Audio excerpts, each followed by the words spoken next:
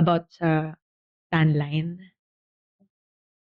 And sa pageantry kasi bawal ka mag-tan line. Unless it will make the work for your makeup artist mahirap kasi kailangan niya lagyan ng foundation buong katawan mo. Kasi nga hindi ka fair skin.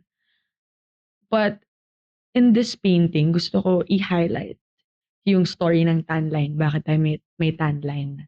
So, I want to speak about, one is yung tan line sa ring.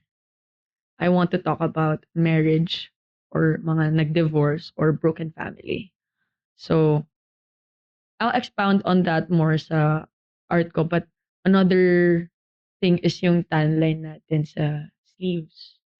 I want to speak about sa mga laborers natin, magsasaka in Zambales, maraming magsasaka sa amin, and sobrang init sa Pilipinas. So, hindi inevitable magka-tan line unless, aircon kid. You So, yeah.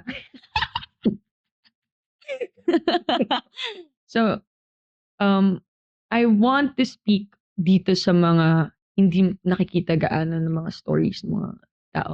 And also sa akin na boyish. Marami akong tan line sa dito and sa shorts. It's because daughter ako. I mean, namamalengke ako, inuutosan ako ng mom ko. Meron kaming manukan, meron kaming babuyan, and I also help din sa business. And inevitable yung mga ganitong bagay because you always also want to feel comfortable kapag mag-work ka.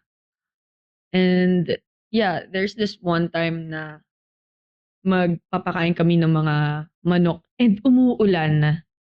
So, kailangan ko mag-shorts and everything. But then biglang umaraw because, yung weather sa Philippines, so sobrang crazy.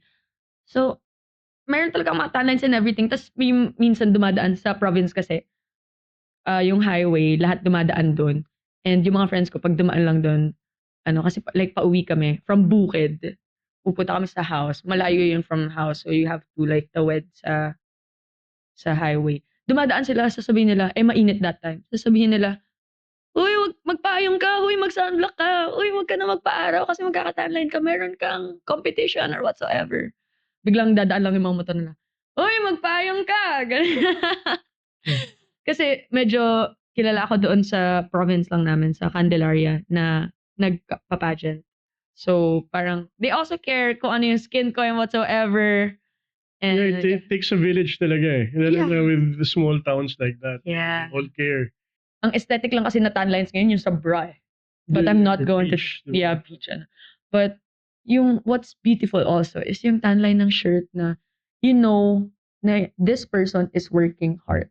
Yes. For her family, for a lot of stories that could go with tan lines. So that in itself, I'm giving that space for the viewers to put the narrative dun sa tan line na yun. Because that's the purpose of art, to create conversation and magtala sa isip. Kaya ayoko masyado i-spoil kung bakit ko nilagay yung tan line doon. But yeah. In a gist, it's about laborers. And you told us the story na of you walking from the farm and then people shouting na, oy, magpayong ka and stuff, diba? So, that alone, yung imagery alone na kaya and yung tan line is also a record of something, diba? Yeah, it's a record. So, ang ganda. You don't need to expound. I think you've said enough about the tan lines.